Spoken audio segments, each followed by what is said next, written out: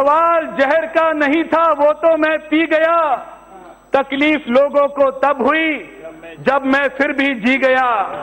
क्या हमारी मति मारी गई है? हम ऐसे विपक्ष को खत्म कर दें जहां पे राहुल जी हमारे स्टार प्रचारक हैं।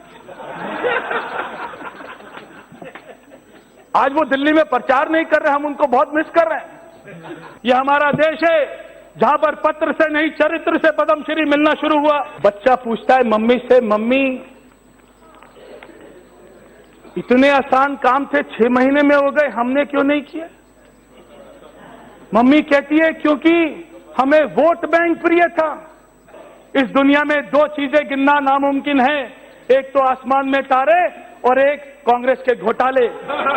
जो लोग सर्जिकल स्ट्राइक का सबूत मांगते हैं, अपना नाम लिखवा दो लिस्ट में, अगले सर्जिकल स्ट्राइक में वहीं पर आपको प्लेन में भेजेंगे, वहीं कुर्सियां लगाकर वहीं आपको बिठाएंगे।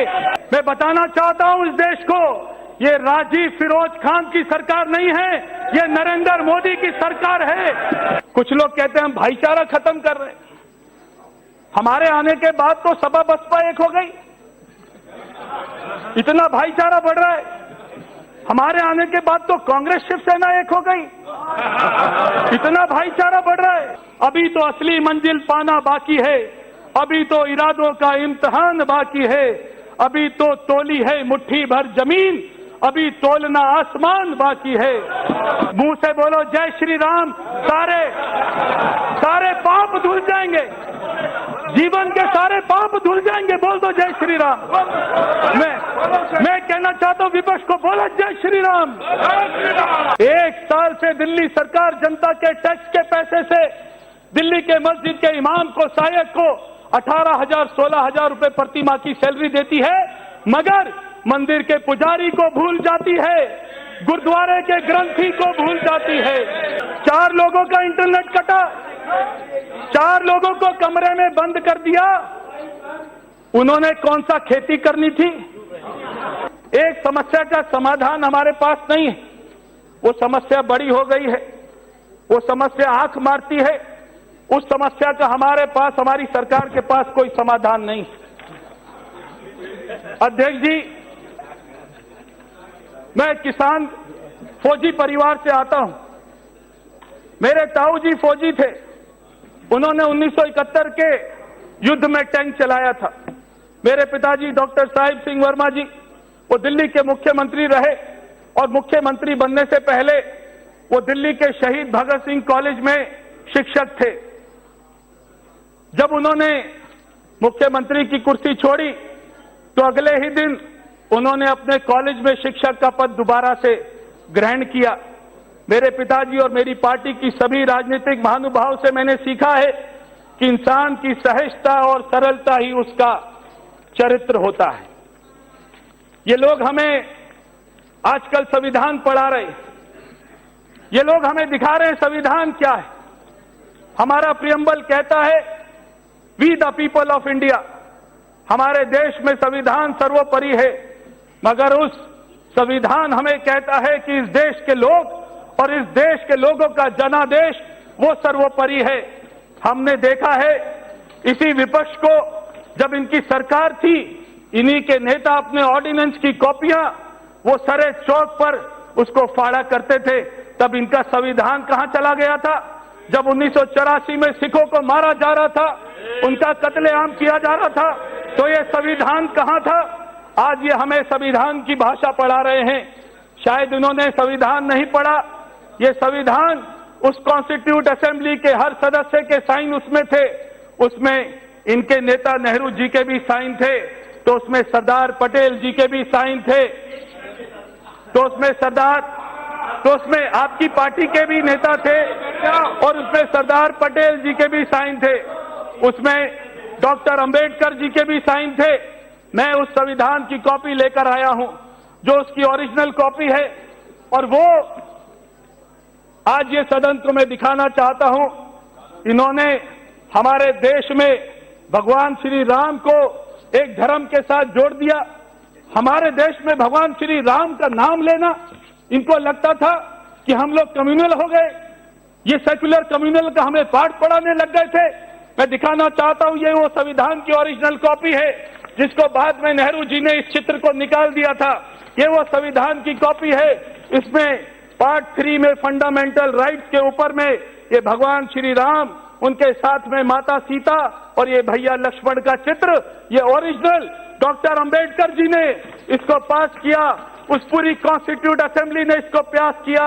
क्या ये संविधान भी आज कम्युनल हो गया है? क्या आप इसको भी कम्युनल कहेंगे? इसके बाद में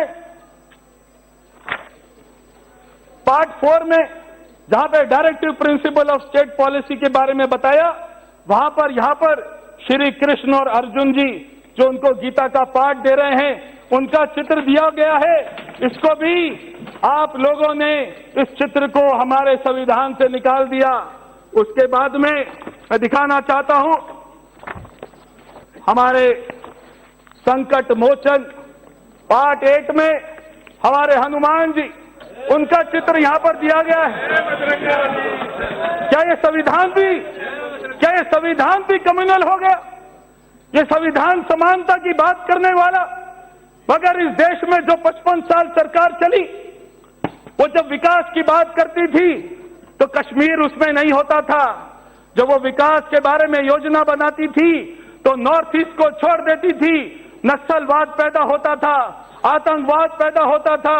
ये सारी नक्सलवाद, आतंकवाद की जड़ें आपकी सरकार में इस देश में पसरी हैं। ये मैं आपको कहना चाहता हूं। हमारे देश के नौजवान इसको देखें और समझें कि ये चित्र हमारे उस समय के महापुरुषों ने संविधान में क्यों डाले। ये चित्र कोई धर्म को प्रतीक नहीं करता।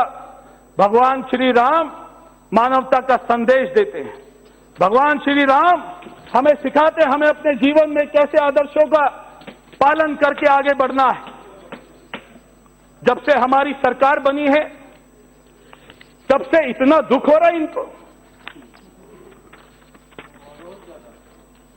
जिसके मन में होता है कोई कुछ बोल देता है हमारे प्रधानमंत्री जी को। ऐसा कोई दिन नहीं गया जिस दिन उन्होंने हमारे प्रधानमंत्री जी को अपशब्द ना बोले हो। हमारे प्रधानमंत्री जी को देशद्रोही बोलते हैं। इन्होंने हमारे प्रधानमंत्री जी को साइकोपैथ बोला, हिटलर बोला, जनरल डायर बोला, मौत का सौदागर बोला। ऐसे घिनौने इल्जाम आपने हमारे प्रधानमंत्री के ऊपर लगाए। सवाल ऐसे घिनौने इल्जाम, सवाल जहर का नहीं था, सवाल जहर का नहीं था, वो तो मैं पी गया। तकलीफ लोगों को तब हुई जब मैं फिर भी जी गया। आपको ये तकलीफ होती है कि हम इतना अपशब्द बोलते हैं, इतना गाली देते हैं, फिर भी देश की जनता 303 सीट हमें दे देती है। इसलिए आपको तकलीफ होती है। चलो मान लिया हम बुरे हैं, मगर 303 सीट आए हैं तो आप कितने बुरे हैं? कांग्रेस के पास तो केवल 52 सीट आई हैं। हम 303 में इतने बुरे हैं तो आप 52 में कांग्रेस कितनी बुरी है, और 22 सीटों में टीएमसी कितनी बुरी है, और 1 सीट में आम आदमी पार्टी कितनी बुरी है। जब हम 303 सीट में इतने बुरे हो गए, हमारे